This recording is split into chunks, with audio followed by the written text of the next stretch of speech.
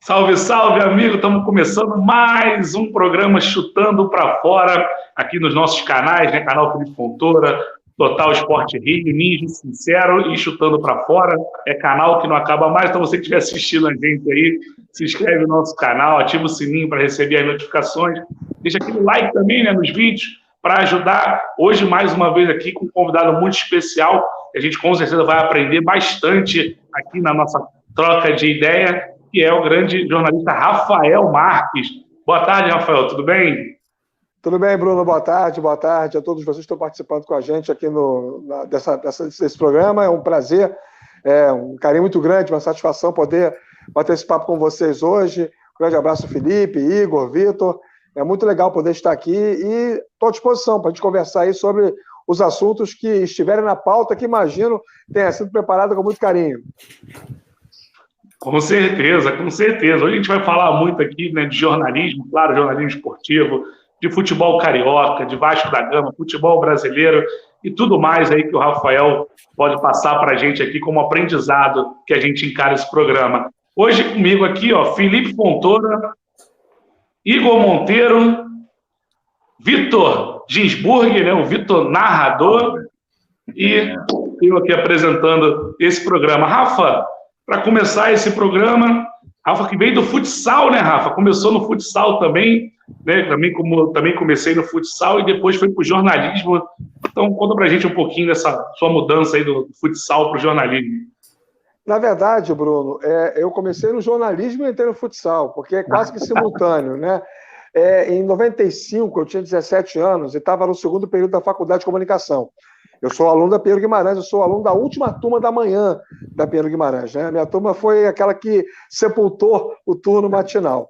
E só que naquela época, em 95, eu tinha 17 anos e tinha um vizinho meu, aqui em Bom Sucesso, continuo morando em Bom Sucesso até hoje, só troquei de lado, né? Atravessei dentro do trem, que era goleiro do Mirim do Vasco, né? E eu era o técnico do time da rua, eu dirigia a equipe da garotada lá, eu era o treinador, os moleques tinham 12, 11, 13 anos, eu tinha 17, eu era o técnico, sempre muito apaixonado por futebol, e naquela época o Rafael ficou muito no meu ouvido, poxa, vamos lá ver um jogo meu e tal, vai ser bacana, você é o cara que, pô, gosta de futebol, curte, não sei o que e tal, vai lá, você vai gostar. Eu fiquei meio que protelando, né?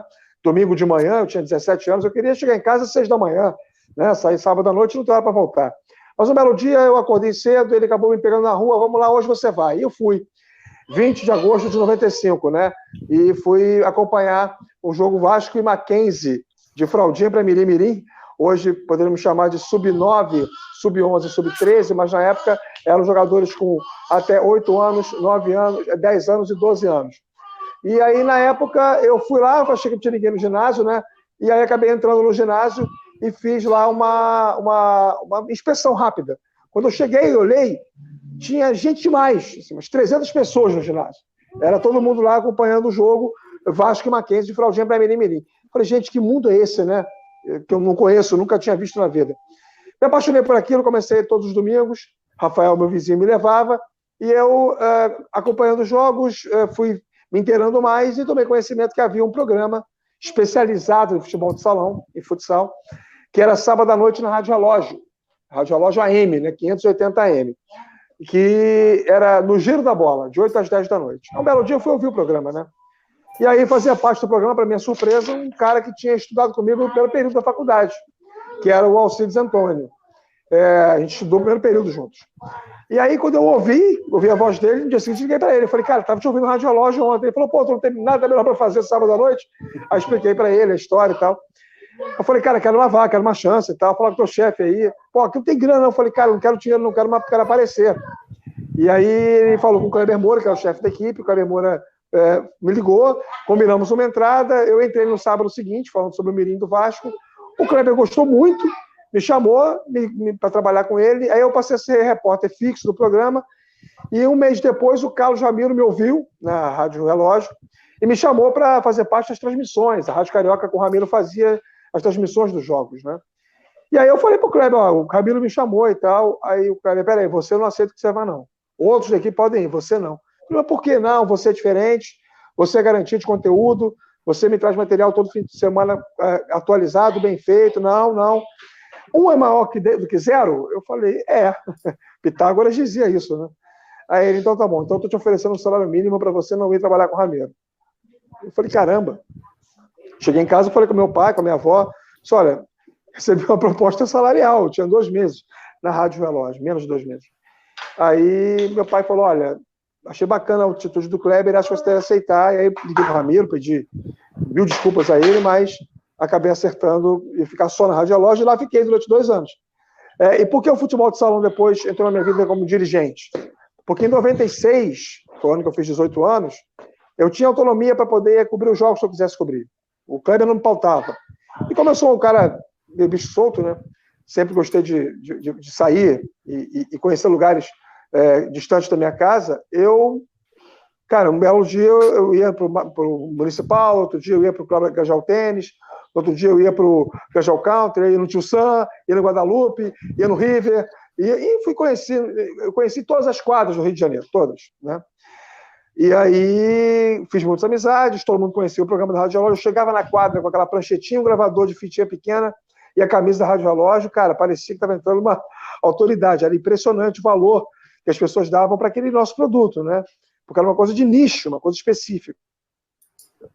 E para encurtar a história, depois de um ano que eu fiquei passeando quadras Rio de Janeiro afora, no final do ano, o Fernando Careca, que era supervisor do Magnatas Futebol de Salão, recebeu um convite para ser coordenador do Clube do Subtenente Sargento do Exército, e me chamou e disse o seguinte, olha, estou indo para o Sargento, vou montar um trabalho novo lá, vamos ter fraldinha para Mirim ano que vem, não tinha, né, o clube, e você vai ser meu supervisor. Eu falei, eu? Como assim?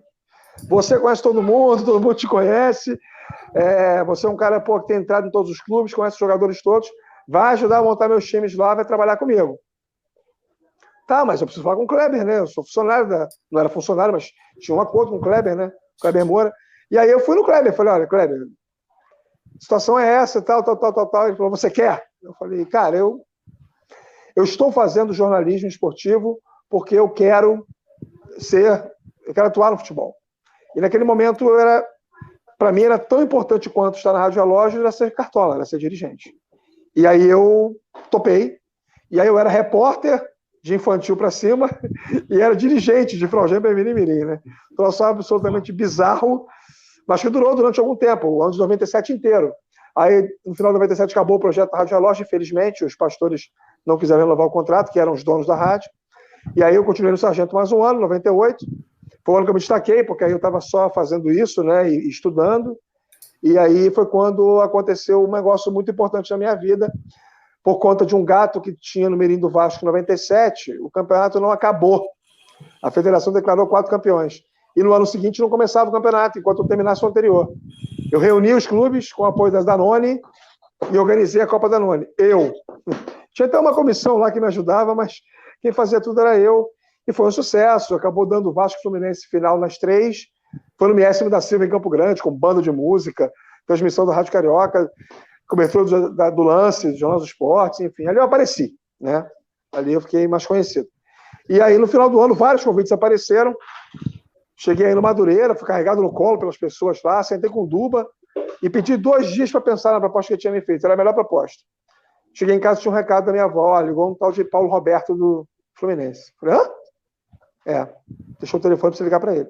Eu liguei para Paulo, conversamos um pouco, ele falou, olha, ano que vem vamos ter infantil e infanto, meu técnico de infantil é fulano, o Fluminense não tinha, meu técnico de infanto é fulano, e o meu supervisor é Rafael Marques. Falei, eu? Você topa? Falei, pô, um convite do Fluminense era uma convocação. Eu estava indo trabalhar de carteira assinada com o cara mais vitorioso da história do futebol, até hoje e será insuperável, não há como ser superado por ninguém. O Paulo Roberto tem mais de 120 títulos como dirigente. Country, Tio Sam, Fluminense, Flamengo, muito vitorioso. Eu falei, cara, o convite do Paulo é uma convocação, eu não posso dizer não, me perdoe, Madureira. E aí trabalhei no Fluminense 2 anos, sou um dos culpados pela existência do Toró, mas também trabalhei com o Renato Augusto. Aqui veio do Marabu, por favor. Toró é um monstro de futebol. O Toró deu certo no futebol. A gente brinca muito com isso, né? Porque, ele era para ser muito mais do que ele foi. Mas ele deu certo no futebol. Ele é profissional de futebol até hoje, ele joga futebol. Ele só foi andando um pouquinho mais para trás, mas... O problema é que ele foi recuando. Ele era um monstro de meio atacante. Jogava demais no campo. Era craque. Tive orgulho de levar 16 gols deles, Rafa. Você foi goleiro deles aonde? Enfrentou eles aonde? São Cristóvão. Então. Jogou lá no Maria da Graça, rapaz. Jogo do Maria da Graça, quando teve aquela parceria com São Cristóvão e Maria da Graça. Então, quer dizer, no final das contas, cara, acabou que foi bacana aquele período. E aí, através do Fluminense já formado, eu conheci a Rádio Brasil. Eu tinha acabado a Rádio Relógio, passei na FM Ilha, passei na Carioca de novo. Não, minto. Na Mania FM de Cascadura, trabalhei com o Paulo César Rabelo, que é um grande amigo. E aí, em 99, um amigo se formou comigo, me disse que o primo dele estava abrindo uma equipe de esporte na Rádio Brasil. Quem é teu primo? Felipe Cardoso. Eu falei, conheço ele de nome da Rádio Globo e tal. E aí eu fui lá, bati na porta, falei, olha, eu sou profissional eu não conheço você. Eu falei, cara, só preciso de uma chance. Aí ele me deu a chance. Eu fiz uma matéria do América, entrei no ar, ele gostou muito. E aí aconteceram as coisas que aconteceram na minha vida. 2 anos e meio de Rádio Brasil, 8 meses e meio de Tupi e Sistema Globo de Rádio, já estou com 18 anos, né? Vou fazer esse ano, se deixarem. O Rafael comentou, e Carlos Ramiro, né, cara? Grande Carlos Ramiro, que narrava, né, os jogos, tanto do profissional, e passava também, narrava os jogos das crianças, narrou muito jogo meu. Tem até uma fita gravada até hoje, uma homenagem que ele fez para mim. Grande amigo. Na minha época, até perguntei numa live que o Rafael entrou de uma beba, mas o Rafael falou que eu não sei de uma beba, Bruno. Eu não trabalhei com uma beba. Ele saiu um pouquinho antes de eu entrar. Ele sai da Rádio Relógio, início de 95. Eu entro em agosto, em setembro, quase outubro de 95. Eu entro bem depois. Então, eu não trabalhei com uma beba. Eu não conheci pessoalmente, inclusive. O que é uma pena, porque ele é muito bem falado, né? Ele que era o repórter também que cobria, né, os clubes, né? E quando eu comecei no Sargento, lá do Cascadura, com Jader Campelo, né? Jader Emanuel dos Santos Campelo. E mais uma característica, né, já que o Rafael falou, que era um supervisor que sabe o nome de todo mundo completo, sabia o nome de todo mundo completo, decorava, né? Alguns eu sei até hoje. Quando me ligam, mandam mensagem, eu respondo dando o nome completo. Luiz Gustavo de Almeida Estreva, 84, o passarinho, né? O meu capitão do Infanto no Fluminense. Minha geração, 83. Márcio José Rodrigues, o Marcinho, Conversinha também, 84. Os amigos do futebol de salão que me colocaram no futebol de salão, sei todos, né? Até hoje, que aquele mirim do Vasco 95, incluindo o saudoso Thiago J. da Silva, que faleceu em 2008, de maneira bem precoce, né? Assassinado brutalmente. Todos lá são meus. A gente tem um grupo, né? Chamado Madureira 1997, porque é um grupo montado quando o Rafael Domingos, que foi quem botou no futebol, hoje mora em Portugal, era o goleiro, ele montou o time, esse grupo em 2017, que ele queria reunir os jogadores do time, que segundo ele foi o melhor time que ele jogou e que eu ajudei a montar. O Jader era o técnico do time. Depois ele foi demitido durante um ano. O Jader me chama em 96 e fala, quero ser campeão carioca e brasileiro. Me ajuda? Eu falei, o que eu posso fazer? Eu falei, o que eu posso fazer? Ele falou, traz os moleques do Vasco, time campeão de 95 para jogar comigo. Eu levei, todos, sem exceção.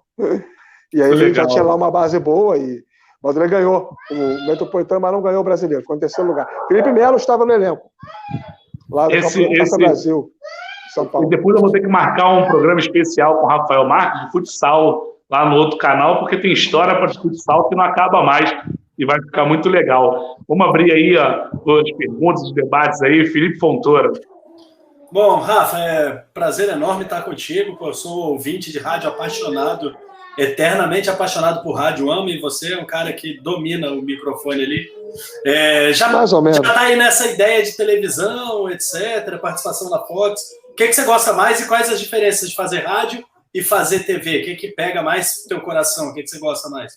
Sentimentalmente, hoje eu diria a você que é a mesma coisa. O rádio é a minha essência, né? Eu sempre fui um profissional de rádio, faço rádio há 25 anos. Se você perguntar sentimentalmente, claro que até a história comparativa entre rádio e TV na minha vida não dá nem para saída, né? O rádio é muito mais relevante para mim.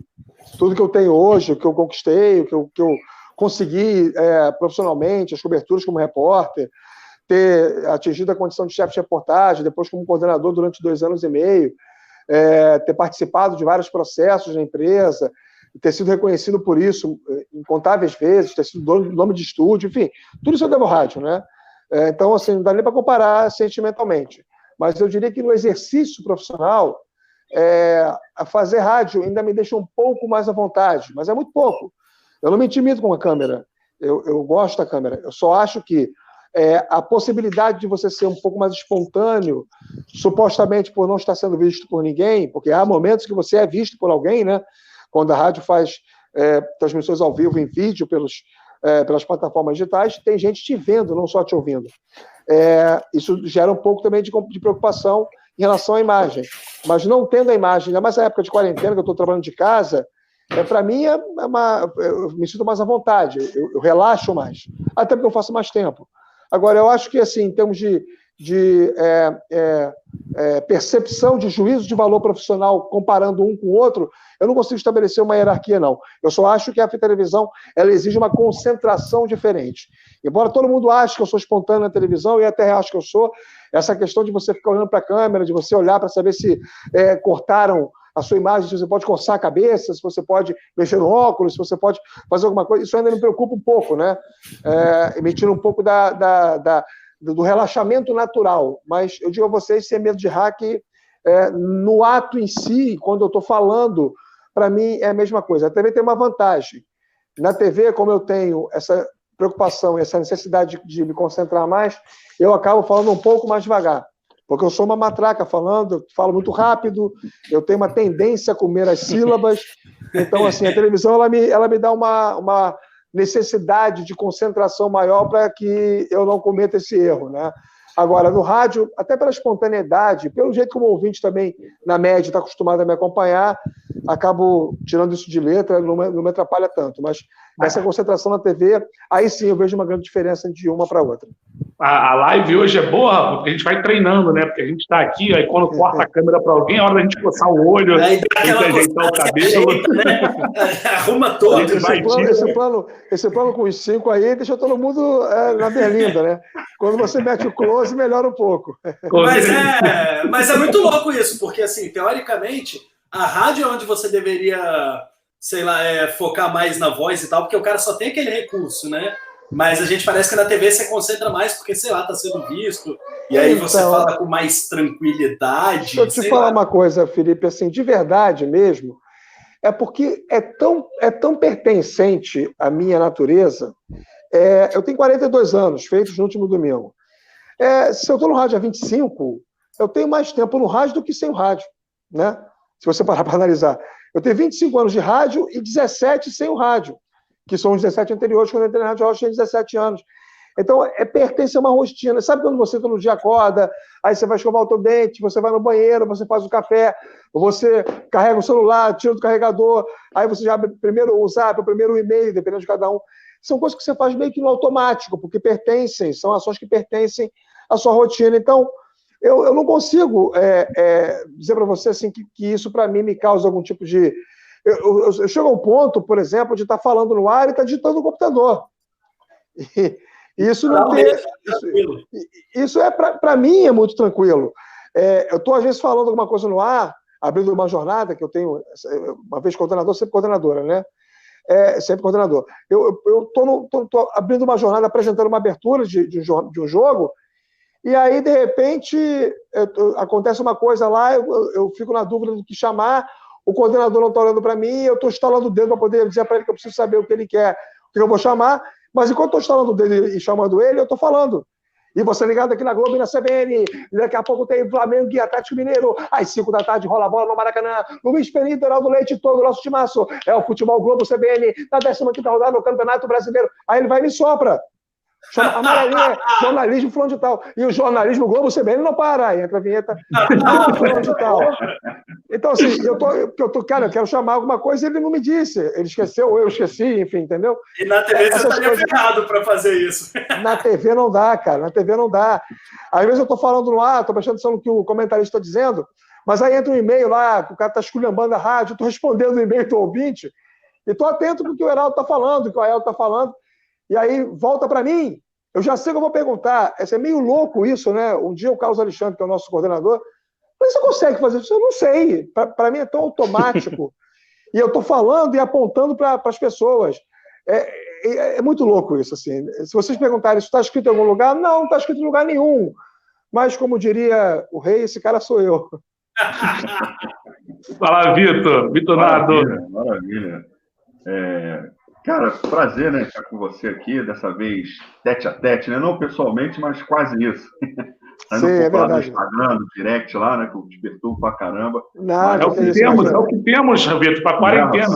Agora você fala assim, faz festinha de aniversário, reunião familiar. Eu vi, participei da festa. Aliás, lá. Aproveitar aqui a audiência para dizer que nessa quarta-feira tem live às 9h15 da noite, com o Daniel Pereira, figuraça. Show! Outro também que tem origem nas quadras. É isso aí, fonte de inspiração nos bordões, né? O cara diferenciado na narração. Muito bom. Ele é uma figura humana incrível, amigo de muito tempo.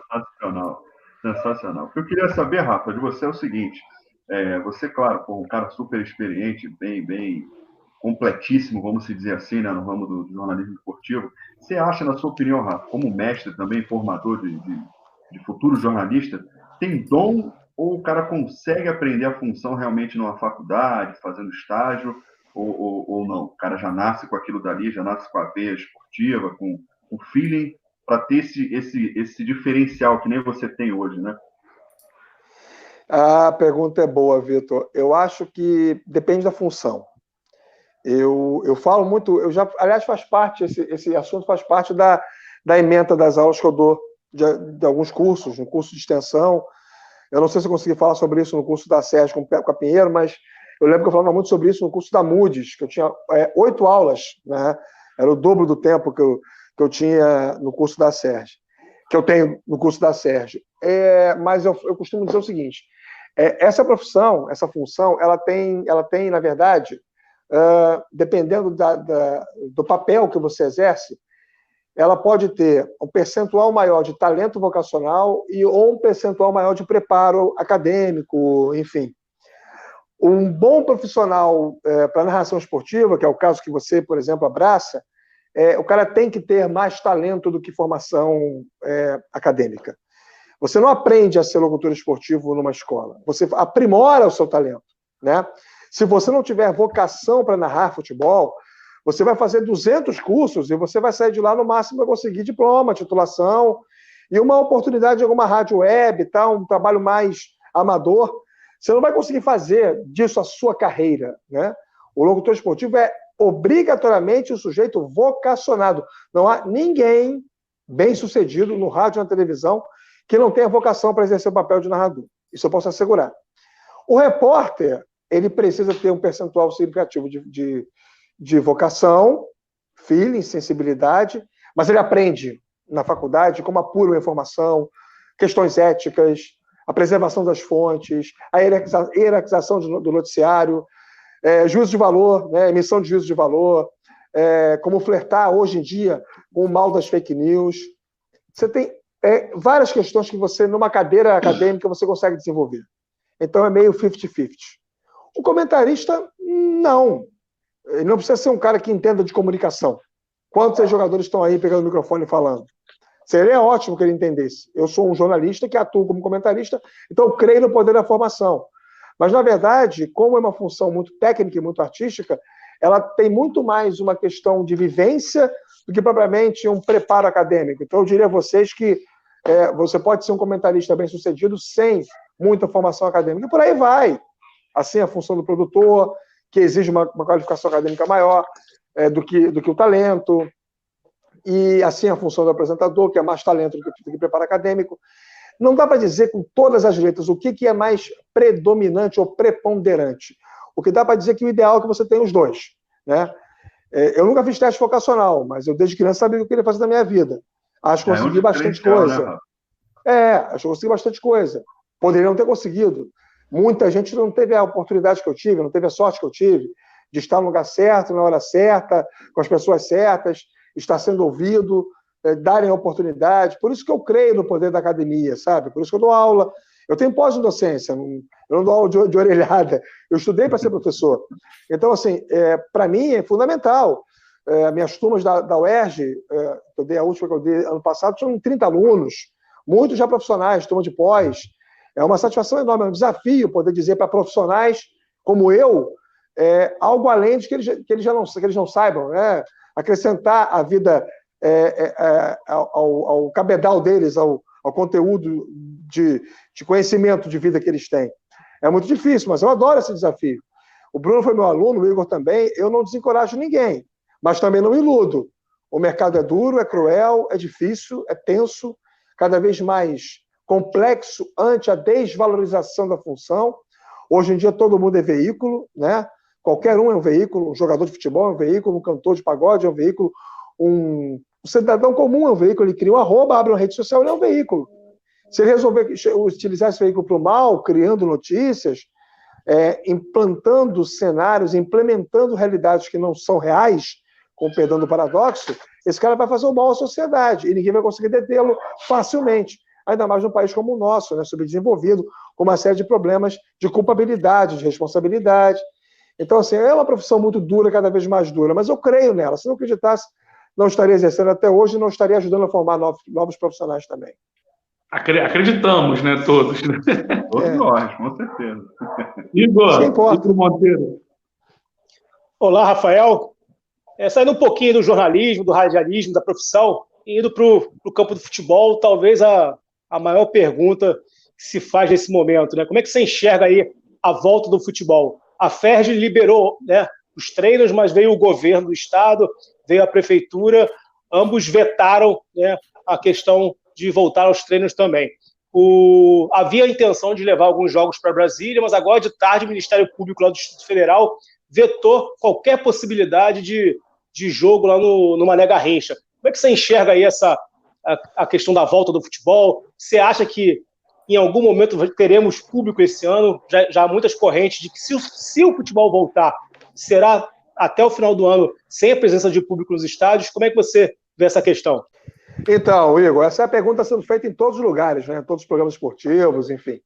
E acho, assim, que nesse momento o que a gente disser agora é torcida ou chute. A minha opinião é a mesma desde o início. Eu sou contra o futebol voltar antes que ele tenha, enquanto produto, que ele transmita para os seus actantes total segurança. E quem dá essa segurança não é o governo federal. Quem dá essa segurança não é propriamente o governo estadual ou o governo municipal de nenhuma cidade. Quem dá essa segurança é a Organização Mundial da Saúde, numa relação direta com os ministérios da saúde dos países. Isso é uma questão de saúde pública, é uma questão global, que essa geração nunca viu. Nós não éramos vivos, né? Talvez a gente não conheça ninguém que tenha acompanhado lucidamente a época da gripe espanhola, porque quem está com 102 anos, hoje, estava nascendo na época, e quem está com 120 anos, hoje, possivelmente, não está mais lúcido. Então, assim, é difícil você ter alguém que fale, possa comparar com lucidez o que foi a gripe espanhola para o mundo em 1918 e o que está sendo a pandemia do corona. Então, é algo inédito. E, por ser inédito, ele não serve como comparação. Tudo na vida é referência. As coisas, elas são assim. Se uma medicação ela é testada, né, em caráter inédito para atacar uma determinada doença em 10 pessoas e em 9 ela dá resultado, logo conclui-se que aquele remédio serve para aquela doença. Funciona assim. Só que se você não tem referência anterior, não dá para você estabelecer uma comparação de nada. O que eu quero dizer com isso? O que a gente falar sobre volta do futebol agora é chute. É chute ou desejo. Eu quero que o futebol volte em julho. Beleza. Quero ganhar na Mega Sena também. Esse direito todo mundo tem de querer, né? Agora, se eu disser, eu acho que o futebol volta em mês tal, dia tal, hora tal, eu não me sinto em condições de fazer isso. Não me sinto capacitado para isso. Não tenho feito isso no ar, tanto na Globo, quanto na CBN, quanto na Fox. Ao contrário, eu sou um cara que procuro ser extremamente cético em relação a isso. Não consigo olhar o futebol com o viés econômico à frente do viés humano.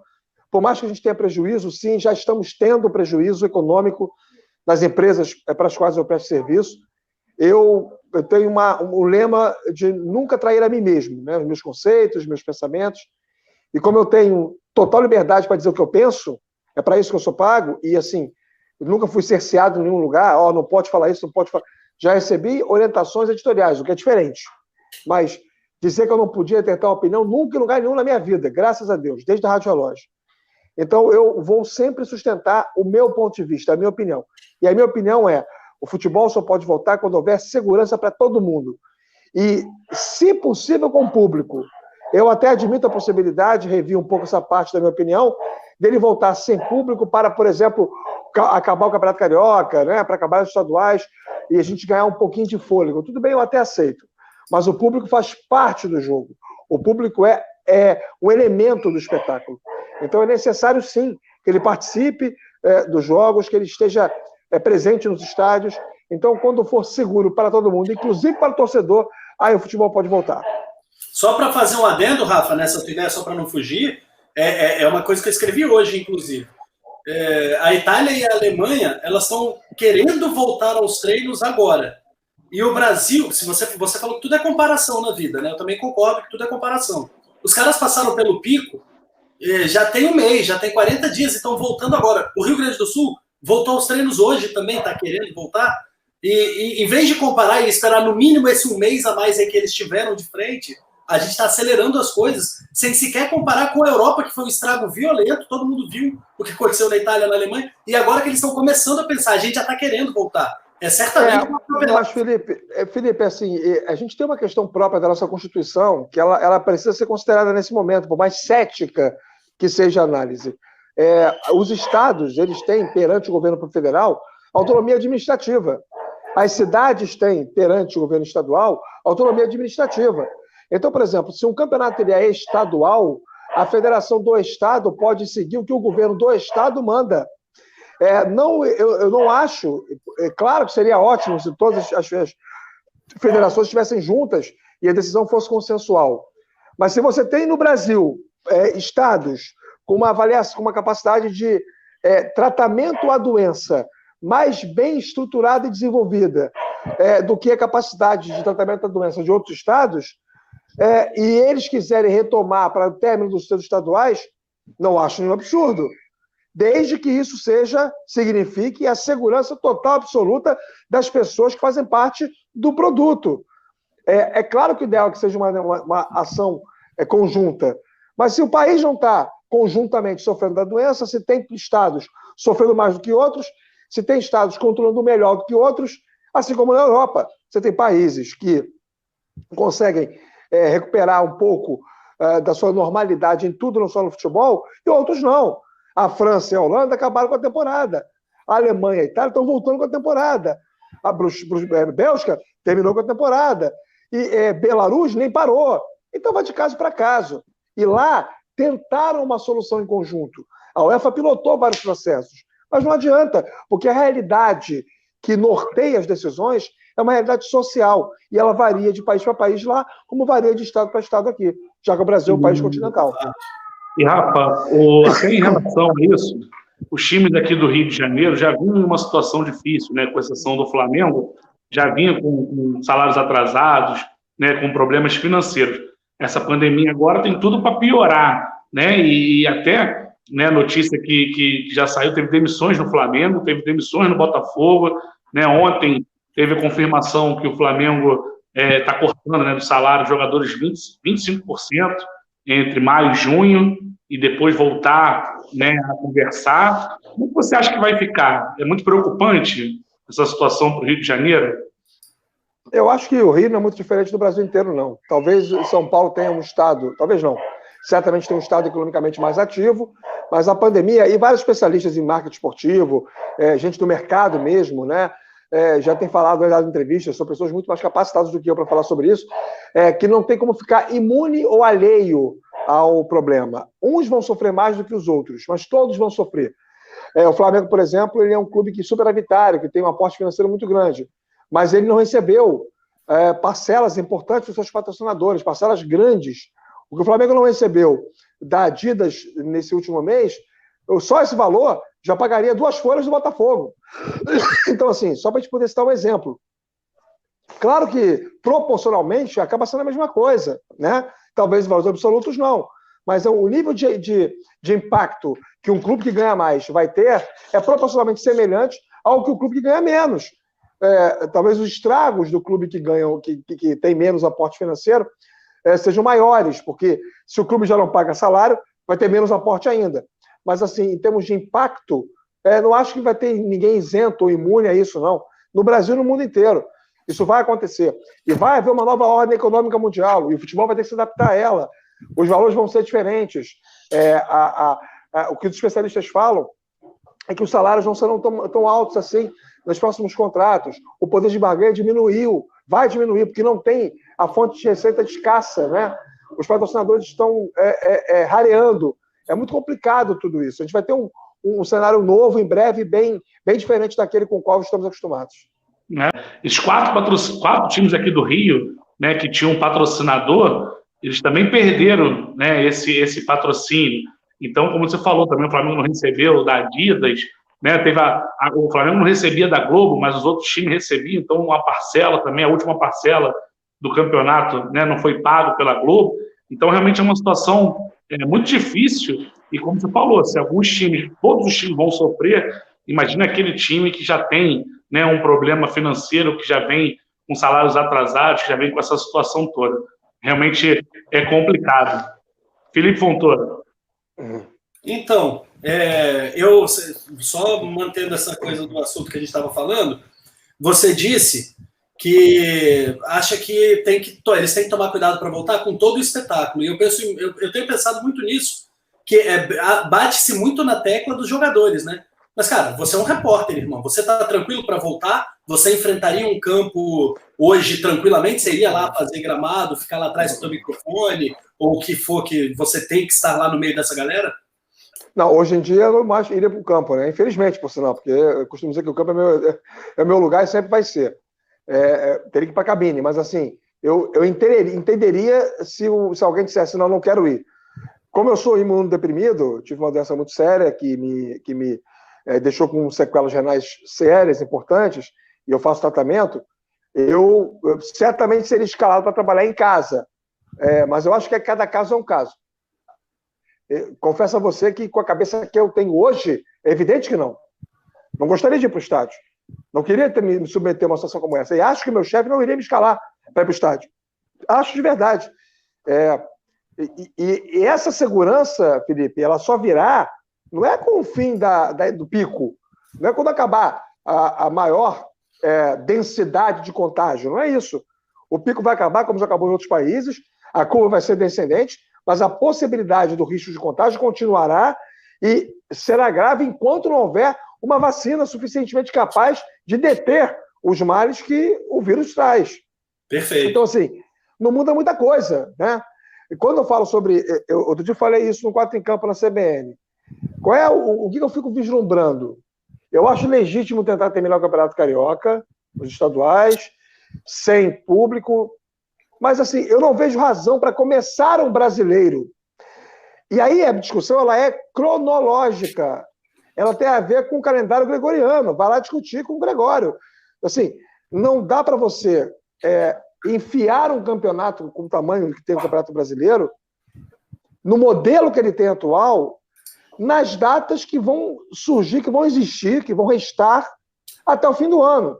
Então, assim, ou o campeonato, né? O campeonato avança 21, ou o campeonato vai ter menos datas, ou o campeonato vai mudar essa forma de disputa, ou não vai ter campeonato.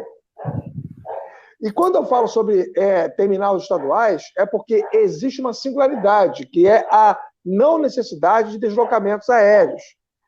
Via de regra, tirando a Bahia, talvez, Amazonas, que já acabou com o seu campeonato, alguns estados no Pará, alguns estados... no geral, os estados conseguem fazer o seu campeonato terminar só com viagens terrestres. E isso diminui um pouco a possibilidade de contágio, né? Mas teria que ser uma coisa muito bem pensada, muito bem organizada, só para você tentar salvar um pouco o produto, desde que tenha segurança. Agora, eu sou terminantemente contrário de começar um brasileiro. E aí eu pergunto, será que em setembro, em outubro, haverá garantia da saúde, das organizações competentes que cuidam da saúde no mundo inteiro, para que se comece um campeonato como o brasileiro? Não sei. É um grande ponto de interrogação. Eu sou contra começar com o risco de não acabar. Isso eu sou contra. E acho que não faz sentido nenhum. É muito melhor você chegar lá na frente e dizer, poxa, em 2020, hein? Não houve campeão. Por quê? Porque não houve campeonato. simplesmente tudo que aconteceu em 2020 aconteceu em 2021. Vai virar história. Nós estamos vivendo a história, estamos fazendo parte da história. Né? Não teve Copa do Mundo em 42 e 46.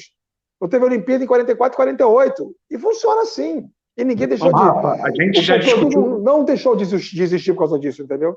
A gente discutiu já bastante aqui, até pedir sua opinião em relação a isso. Você é a favor, é contra? O que você acha de uma possível, eles não querem, mas é uma possível mudança de calendário para se igualar com o europeu? Eu sou contra, sempre foi.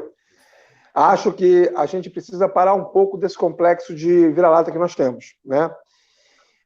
Você pode discutir até ajustes na formatação da janela de transferências, para dar aos clubes um pouco mais de, não sei, de resguardo, um pouco mais de condição estrutural de não perder as suas peças, né, os seus ativos, que são jogadores com, entre aspas, muita facilidade.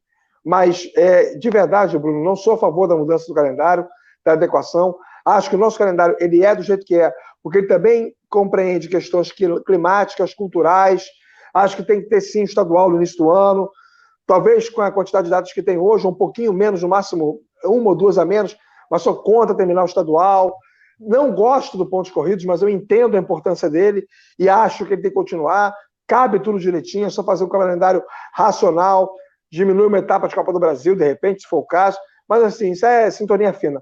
Na verdade, eu sou contra a mudança porque eu acho que nós temos características próprias da organização da nossa temporada. Os clubes fazem balanço anual e orçamento anual. Como é que você apresenta em abril do ano seguinte o orçamento do ano anterior que se o seu time, por exemplo, pode não estar disputando naquele ano as fases mais agudas de um campeonato que vai estar terminando, né? Se o calendário fosse igual ao europeu, mas no ano anterior ele entrou. Então é um balanço que, tecnicamente, pode ficar um pouco diferente de ser, difícil de ser interpretado. Estou citando apenas um exemplo que me vem à mente agora. Você tem vários outros que você pode listar aqui. Fora a questão cultural. O ano para nós começa em janeiro e termina em dezembro. Desde que o mundo é mundo, funciona assim para a gente, na nossa cabeça. Então não tem porquê o calendário ser adaptado ao calendário europeu, que também só é do jeito que é, também em função do clima. Então, assim, a gente precisa resguardar as características de cada local, e eu sou terminantemente contrário à mudança, à adequação desse calendário para poder ser igual ao europeu. Já debate aqui, né, e já tem opiniões diferentes, eu fico imaginando como é que é, né, os diretores, os dirigentes da CBF, numa reunião deles lá para decidir isso, que pega também muito aquele ego, né, de que o que é bom para mim esse ano, para você não é, para você foi ano passado, e vai buscando, até porque tem essa situação de 38 rodadas é um valor, se botar para mata-mata, cair para pela metade é outro valor também, os times têm que pensar financeiramente também, todo ano já precisa, esse ano, com pandemia, principalmente, né? Fala aí, Igor. Pegando um gancho aí nessa conversa aí dos estaduais, eu tenho uma opinião, assim, muita gente critica nosso campeonato estadual. O campeonato estadual, quem vai ser campeão aqui no Rio? Vasco, Flamengo, Botafogo, Fluminense. Em Minas é o Cruzeiro e o Atlético. Agora, lá na Europa você joga um ano para saber se o campeão vai ser o Barcelona ou se vai ser o Real Madrid. Você joga um ano no campeonato italiano para saber que a Juventus vai ser campeã, ou no máximo, antigamente, a Inter, a Roma, e nos outros países a mesma coisa, na Holanda o PSV, o Ajax, de vez em quando tinha o Feyenoord. Então eu sinceramente, eu sou meio crítico com relação a isso e até questionado, porque para mim, falam que o campeonato estadual não vale de nada. O nosso campeonato estadual é como se fosse, para mim, né, um campeonato desses nacionais da Europa, porque o Brasil é um país de dimensões continentais. O nosso brasileiro é como se, de repente, fosse a Champions League dele, a Libertadores algo mais acima, e o Mundial, então, algo galáctico. Então, eu participo da mesma opinião do Rafael, de que os campeonatos cariocas, os campeonatos estaduais, desculpa, devam permanecer. E queria saber se ele enxerga mais ou menos assim, porque não faz sentido criticarem tantos estaduais, porque o campeão vai ser sempre o mesmo, se nos campeonatos nacionais da Europa você joga um ano, cara. Um ano para saber que os campeões vão ser o mesmo. Posso só pontuar aqui um negocinho, até para o Rafa responder a pergunta valendo sobre isso? Eu também não sou contra o estadual, vou esperar o Rafa responder, eu só acho que tem que mudar o formato, e mudar bastante o formato. Não acabar, porque tem as equipes pequenas aqui, as equipes, né, que necessitam do estadual. O estadual ele tem a questão da empregabilidade que vocês falaram, não só para profissionais de futebol, como também os jogadores, né, ficarem empregados e terem contratos. Tem a questão econômica local, que é muito importante. Tem a cultura, a tradição, que é uma coisa que não pode ser desconsiderada. A rivalidade do futebol brasileiro, ela se pavimentou através das décadas, graças ao Campeonato Estadual. Foi ele que criou, né, essa coisa do enfrentamento com os times do mesmo estado, porque só o Brasil tem essa característica geográfica. Então, eu sou terminantemente contrário ao termo do estadual, sempre fui, sou um defensor, agora também acho que o produto não é tão bem tratado como deveria ser. Já foi pior tratado, melhorou um pouquinho, mas ainda pode melhorar mais. Os clubes precisam querer isso, né? O Flamengo e o Fluminense, por exemplo, dividem o Maracanã. O ideal seria que eles tivessem seus estádios, o Maracanã fosse uma praça pública, de administração do poder público, e que fosse alugada para a federação, para os clubes em situações importantes, necessárias, jogos de grande apelo.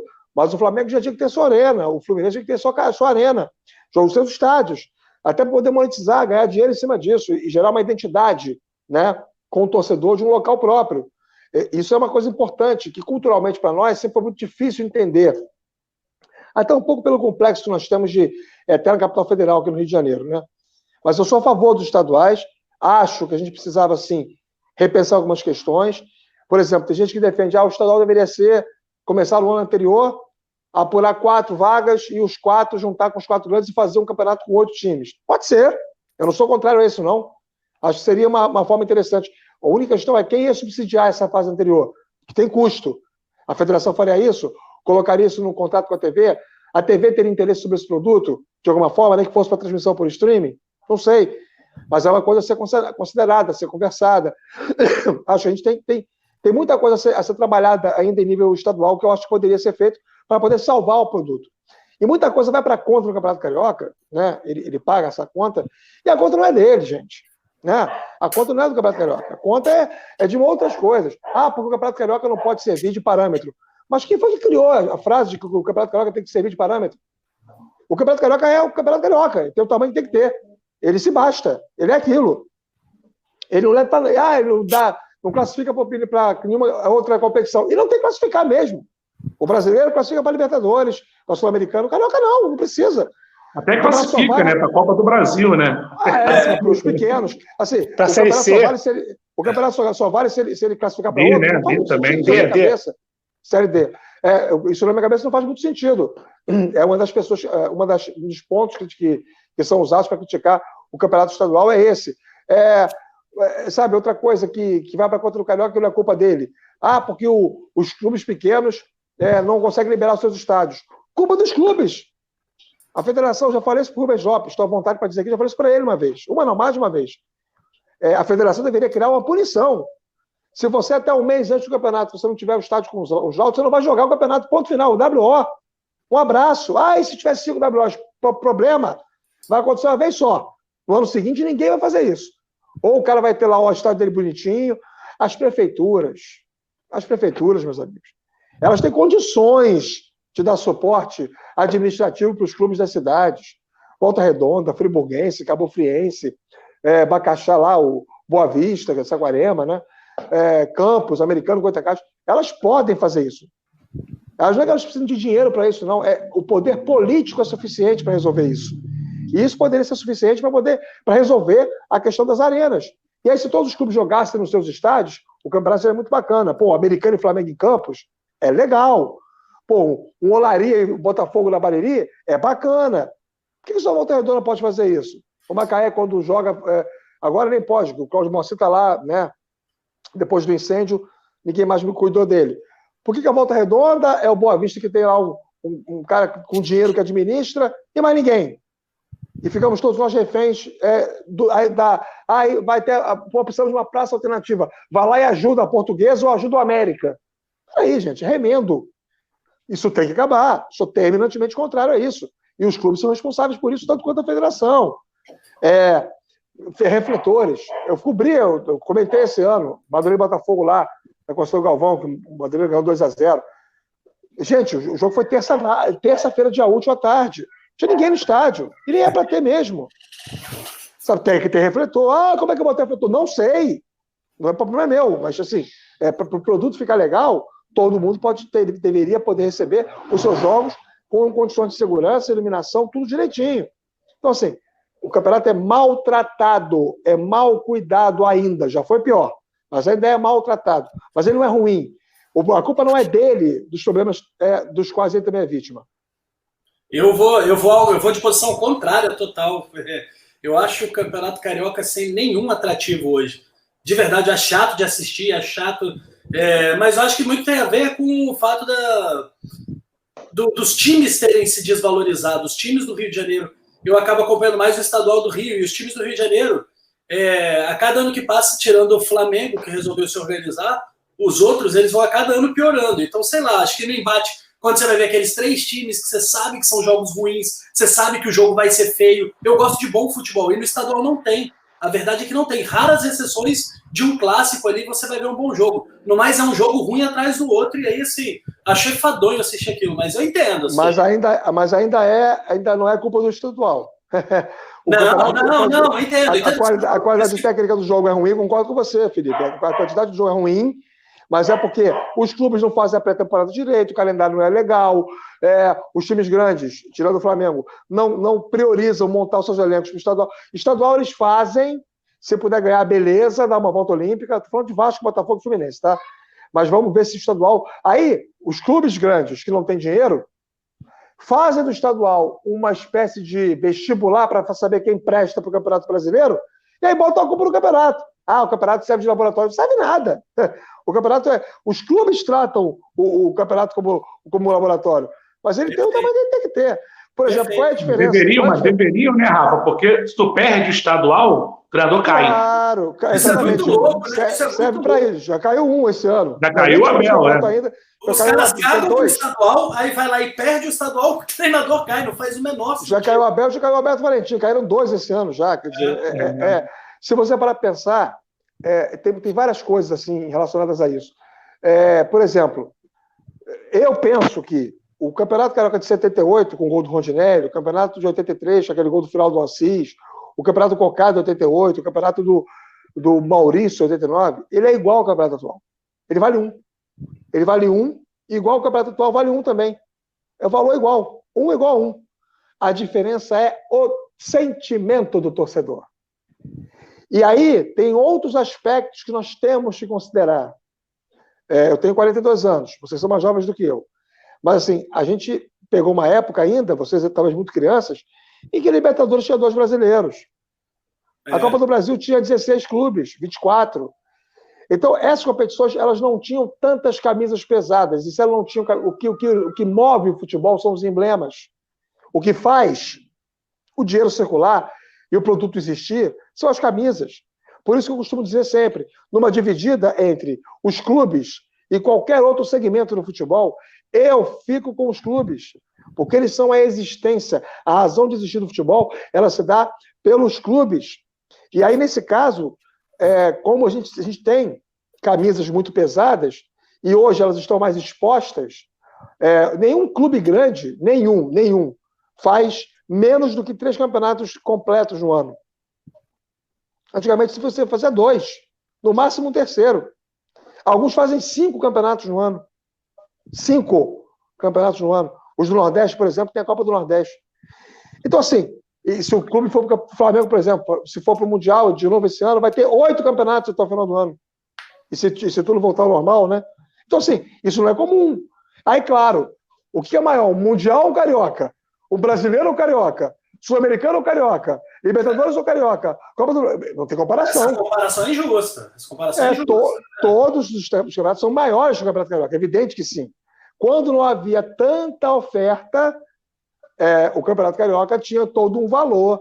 E eu lembro que eu era criança, e aí alguém um dia veio com a ideia de fazer... Eu vi isso na Rádio Globo, um debate na Rádio Globo, enquanto a bola não rola, que o Kleber estava apresentando. Alguém sugeriu lá que o Campeonato Brasileiro devesse ter mais datas do que o Carioca, porque para movimentar a economia nacional e tal. Pô, o cara foi rechaçado.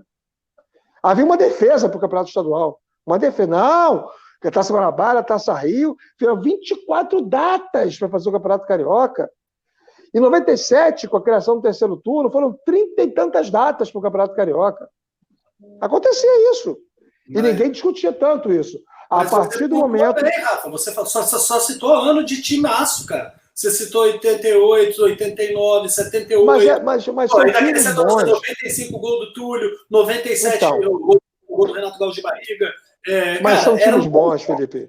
Mas são times bons porque o campeonato também ajudava. E ele era mais importante, ele não tinha tanta concorrência. Claro, óbvio. A forma de disputa era esdrúxula. A de 95, por exemplo, era um octogonal final. Vocês lembram disso?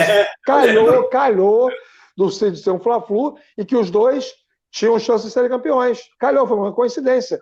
Mas não era o regulamento não era aquele, que não era uma decisão, não era uma final. Então, todo ano mudava a forma de disputa, era uma desgraça, era uma tragédia. Tem o campeonato de 90 que os caras carregaram barquinha lá, o Vasco deu volta olímpica com caravela. Foi horrível. Agora, isso tudo, hoje a gente não tem mais. Hoje em dia a coisa melhorou nesse sentido. Agora, não quer dizer que não tenha problema. Tem problema sim, sempre vai ter. Quer dizer, sempre vai ter. Um dia pode ser que não tenha. Mas, na verdade, hoje ele é tratado com menos importância porque os clubes de camisa, os grandes, eles disputam mais campeonatos. Você tem 7, 8, 9 brasileiros de uma Libertadores. Copa do Brasil todo mundo disputa, né? Então, assim, é diferente do que era naquela época. Ô, Rafa, a gente está chegando na reta final do nosso programa. Vamos falar um pouquinho do golpe do jornalismo. Mas antes eu queria, né, o pessoal que não sabe, você chegou a comentar aí, né, que teve um problema de saúde, foi um problema de saúde grave, né? Um pouquinho para a gente aí. Então, foi em 2011, né? Eu tive uma pneumonia que derivou para uma septicemia, que é uma infecção generalizada. Eu entrei andando no hospital dia 12 de outubro de 2011, caminhando normal com a minha mulher. Estava só me sentindo um pouco fraco, mas entrei. Para mim, estava só com um resfriado forte, uma gripe. E aí, quando verificaram a pressão, estava 7/0. Eu estava sem diástole, né? E eu estava morrendo em pé. E aí, rapidamente, me internaram e começaram a colocar glicose para dentro da minha veia e tal. Aí me apagaram e eu acordei 2 meses e meio depois, né? Eu internei dia 12 de outubro e saí no dia 12 de junho de 2012. Exatos 8 meses. E aí eu tive, nesse período todo, 3 paradas cardíacas, 3 isquemias cerebrais, embolia pulmonar, hemorragia digestiva, hepatite medicamentosa, trombose, falência múltipla de órgãos, mas eu não sou holograma, eu estou vivo. E assim, é incrível. A minha história ela é muito surreal, não tem precedente na medicina, já fui até dar palestra para médicos, e foi até aplaudido de pé por eles, foi um dia muito emocionante no Copstar, vivi isso ano retrasado, salvo engano. Eu tenho eu falo disso com muito orgulho, né, porque eu sou um caso raríssimo de uma pessoa que teve, de fato, uma segunda chance, e na mesma vida, e aí eu descobri como a vida é boa, né. Eu precisei passar pelo que passei para poder ter certeza de como a minha vida era maravilhosa, como eu sou feliz com a vida que eu tenho, e, enfim, foi uma fase bem dura, mas que, graças a Deus, conseguimos vencer. Fiquei 1 ano e 5 meses sem trabalhar. Eu saí do Copa d'Or, fiquei mais 8 meses, 7 meses em cadeira de roda, para voltar a andar, enfim. Não foi fácil, não, mas estamos aí. Com certeza. Novo aniversário, né? Foi um novo aniversário, uma nova data, né? Linda história, É verdade. E, então, Rafa, nesse tudo que você passou, pode ser antes ou depois, fala alguns momentos marcantes, né, na sua carreira como jornalista, sempre como repórter, né, o que você pode destacar. Eu vou ter até alguns, porque eu sei que tem muitos, então tenta falar alguns aí. Vamos lá então. Como jornalista, vou pegar só na parte do futebol, vou até tirar o futsal dessa história. Mas vamos lá. A cobertura do Fluminense, campeão carioca, a exclusiva com o Romário, que o Apolinho fez comigo, quando ele foi para o Fluminense, primeira grande matéria assim, impactante que eu fiz na Tupi. Depois fui para a Rádio Globo. Aí tem a cobertura do Botafogo 2004, foi muito bacana, né? Aquela luta para não cair, o Botafogo não caiu, foi um trabalho muito legal. A Libertadores do Fluminense em 2008, o 10º gol do Romário, eu viralizo até hoje aí, nos vídeos, porque eu apareço transmitindo, né, o show do Romário e a Sport TV vaza a minha imagem, meu áudio, né, na transmissão do Sport TV. Saudoso Vitorino Chamon estava no campo junto comigo, e aí eu narrando, né, o que estava acontecendo e vaza a minha voz. Todo mundo fala quando vê, pô, você estava lá no 10º gol do Romário. Enfim, é muito bacana também. A Copa do Mundo da África do Sul, né, gente? 35 dias maravilhosos vividos lá, viveria hoje com a mesma intensidade. O PAN de 2007, eu sou o único repórter que tem 100%, um esporte e um ouro. Eu cobri futsal, e aí o Brasil ganhou ouro. Então, assim, todos os outros cobriram vários, e eu só cobri futsal porque eu briguei para cobrir. Eu achava absurdo eu estar fora da escala do PAN, sendo um especialista em futsal, aí acabaram me colocando e foi bacana, o Brasil ganhou com méritos aquele PAN em 2007. A Copa América do Chile em 2015, a Olimpíada de 16, que eu, já coordenador, briguei lá com a gerência para poder ir como repórter, fui. Enfim, são várias histórias bem bacanas, vários momentos muito bons que eu, felizmente, vivi esse tempo todo aí de profissão. Tem uma curiosidade. Até como você citou, já foi coordenador, cobriu o Fluminense, Vasco, Fluminense, Botafogo. Você acha que o setorista hoje de uma rádio, de uma grande empresa que trabalha no ramo esportivo, atrapalha ele ou ajuda ele cobrir o time dele, ele vivenciar o dia a dia ali do clube que ele torce, até porque quem trabalha com esporte tem um time de coração, né? Claro. A gente sabe claro. que no profissional tem que deixar um pouquinho de lado, mas você acha que no âmbito profissional atrapalha ou ajuda ele cobrir o time de coração dele? Eu acho que mais atrapalha do que ajuda. Sempre achei isso. A menos que, por ser torcedor, sócio do time dele, ele conheça mais pessoas do clube. E aí, automaticamente, tem mais fontes, né? Se jornalisticamente ele tem vantagens cobrindo o time de que ele torce, eu acho melhor. Mas se não for isso, se ele for apenas um torcedor de arquibancada, é pior. Porque a possibilidade de você flertar intimamente com o destempero, o desequilíbrio, e isso gerar um ruído no seu trabalho profissional é muito grande. Eu passei por vários perrengues cobrindo meu clube. Muitos, nossa. Eu digo a vocês que se eu tivesse o direito de escolher, eu não teria coberto, mas cobri algumas vezes. E me coloquei numa situação bem de saias justas, assim, porque não é fácil. Se você gosta do clube, se você é torcedor mesmo, você pode aprender a conviver com o futebol e entender essa relação de uma forma diferente. Mas você não vai perder a sua paixão.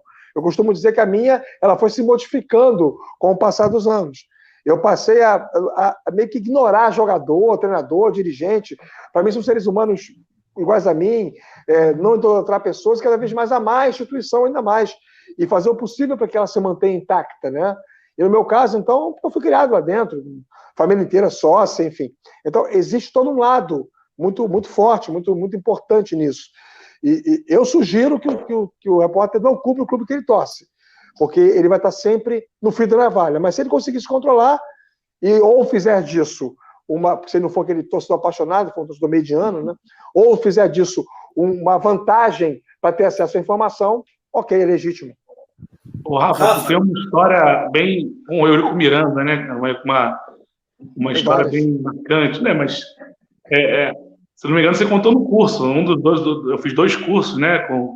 Com você e tem uma história aí, não sei se tu lembra. Claro, tu lembra, né? Eu queria contar pra gente se é de uma reportagem que saiu e que ele te chamou lá. Ah, sim, da Umbro, 2005.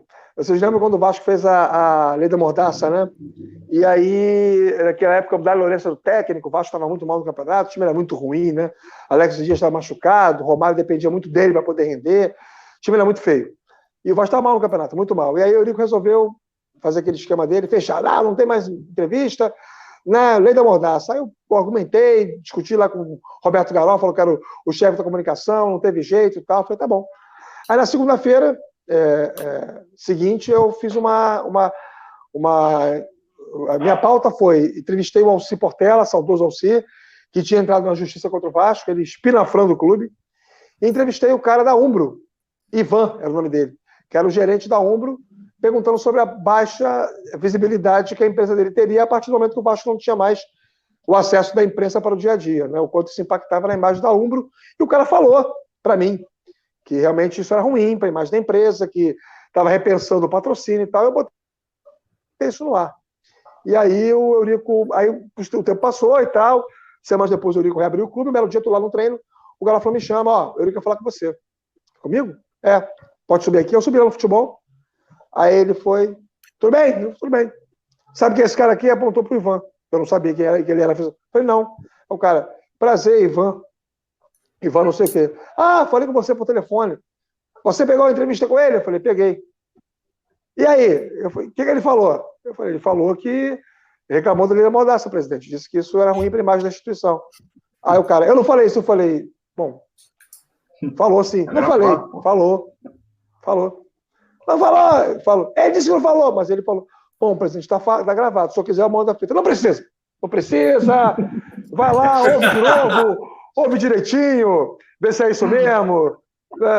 Se eu quiser, eu posso mandar a fita. E o cara com a cara sem graça pra caramba. Estou liberado, obrigado, um abraço e desci. Tem essa, tem várias. Por isso que eu fui no velório dele, assim, porque a relação foi uma relação muito boa, foi uma relação leal. Eurico nunca me enganou.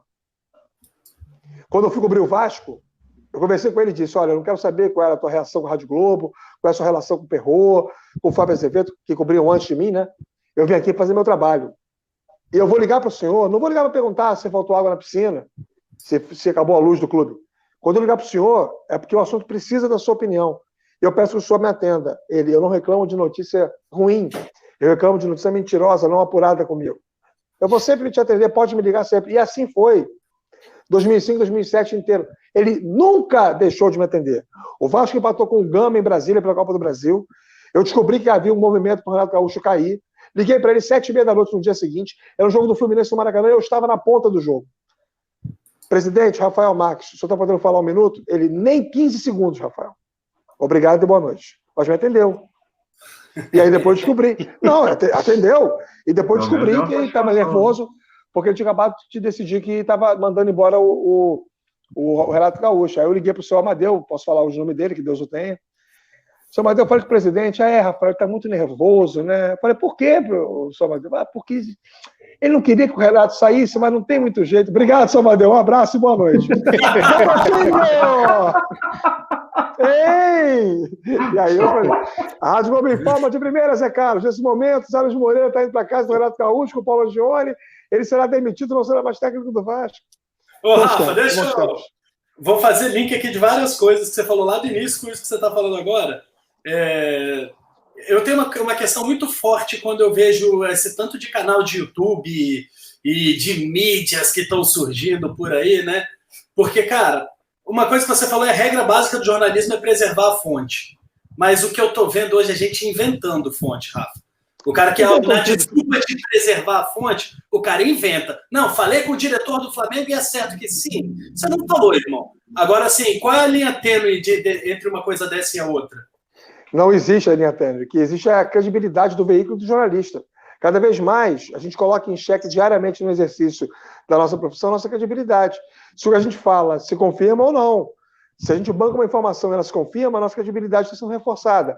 Se a gente banca uma informação e ela não se confirma, a nossa credibilidade é abalada. O que diferencia o profissional de comunicação, um jornalista, de um digital influencer, né, um youtuber, um cara que tem uma conta forte no Twitter da vida, é justamente que ele tem a cobrança por trás dele de uma empresa, de um veículo de comunicação, que vive basicamente do poder da sua informação. Então, se ele não for uma pessoa capaz de dar a esse veículo o retorno necessário, ele vai sair, ele vai ser expelido, e outro vai ocupar o lugar dele. A cobrança do jornalista, mais do que a autocobrança, tem a cobrança corporativa, a quem ele está prestando serviço, quem paga o salário dele. Isso diferencia. O problema, e aí eu estou com você, é que o consumidor comum do futebol, muitas vezes não discerne, não diferencia o digital influencer, o youtuber, o cara que não estudou comunicação, o cara que está lá atrás de cliques, o jornalista que tem responsabilidade, apura fontes, liga para as pessoas. E tem jornalista que faz isso também, que é um mau profissional. Claro que tem, evidente que tem, que diz que falou e não falou. Esse cara ajuda a soterrar a própria profissão dele, que já está bem caída. Então, assim, existem vários cenários. Todos os cenários hoje são perceptíveis, entendeu? A gente vive uma selva de epiléticos, né, para parafrasear a música lá da Rita Lee. A gente tem... Acontece de tudo na internet, é uma terra de ninguém. Então, assim, o exercício do bom jornalismo hoje tem parâmetros e valores diferentes de antigamente. Quando eu comecei, você não podia jamais negar uma notícia que você não tenha dado. Hoje em dia, você trabalha para negar notícias que não existem. O teu seguidor, o seu torcedor do clube que você cobre, vai lá, pô, fulano, é verdade que o Messi vem para o Botafogo? Pô, não, cara, não é. Alguém escreveu isso lá. É muito difícil. Eu reconheço que a vida do repórter hoje ela tem dificuldades diferentes das que eu tinha no meu tempo. E assim, as de hoje são bem cruéis, porque vai tudo para a mídia. Porque saiu na imprensa. são na mídia. Pô, mídia é o cacete, né? Tem nome. Quem deu a informação? Você sabe quem deu a informação? Toda vez que chega em grupo aqui de família, de amigos de infância, algum link, um print, você sabe quem é essa pessoa? Não conheço, recebi. Você tá encaminhando por quê? Porra, é. Não. Sabia que isso é crime virtual? E que num país sério você estaria respondendo a um processo por isso? Mas esse país aqui não é sério? Funciona assim. Por exemplo, se vem uma matéria do G1, uma matéria da UOL, uma matéria do Lance, uma matéria da CNN, né? Você conhece a procedência? Tem lá uma razão social por trás? Supostamente, se tem uma razão social por trás, tem cobrança, tem dinheiro envolvido, é uma empresa de comunicação, tem fluxo. Aí eu vou lá, clico, poxa, pode ser uma coisa verdadeira, não sei, tal, enfim, opinião, informação, vamos checar. Agora, porque fulano printou, Beltrano encaminhou, gente, pelo amor de Deus, cara. Assim, eu trabalho diuturnamente para evitar o mal do compartilhamento desenfreado, mas eu sei que é uma luta em glória. Rafa, a gente tem uma paixão em comum aí, além do jornalismo, do futebol, do radialismo, que é o futebol de botão. Como é que nasceu essa vontade de jogar? Como é que você vê a questão do futebol de mesa, a diferença entre a brincadeira e a coisa séria? Somos três, hein? Você falou bem, Igor, porque... O que foi? Eu também sou apaixonado, somos três aí. Opa. Que maravilha, Felipe. Então, na verdade é o seguinte, isso aí surgiu, todo mundo aqui, criança na minha geração, jogava, né? Eu comecei a jogar em 1987, eu tinha 9 anos. E sempre joguei dadinho, né? Você é jogador de bola, pessoal que joga disco e tal.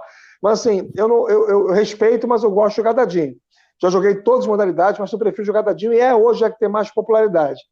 E o futebol de mesa, o que diferencia a pelada do esporte é o tamanho da mesa, a regra, o tamanho do botão, o nível de seriedade, que eu nunca imaginei que o botão fosse alcançar, né? Hoje tem uma CBFM que organiza competições nacionais. Eu viajo, fui a Caruaru, fui a Porto Alegre, fui a Florianópolis. Eu sou um apaixonado mesmo pelo futebol de botão, pelo futebol de mesa. E eu jogo os dois.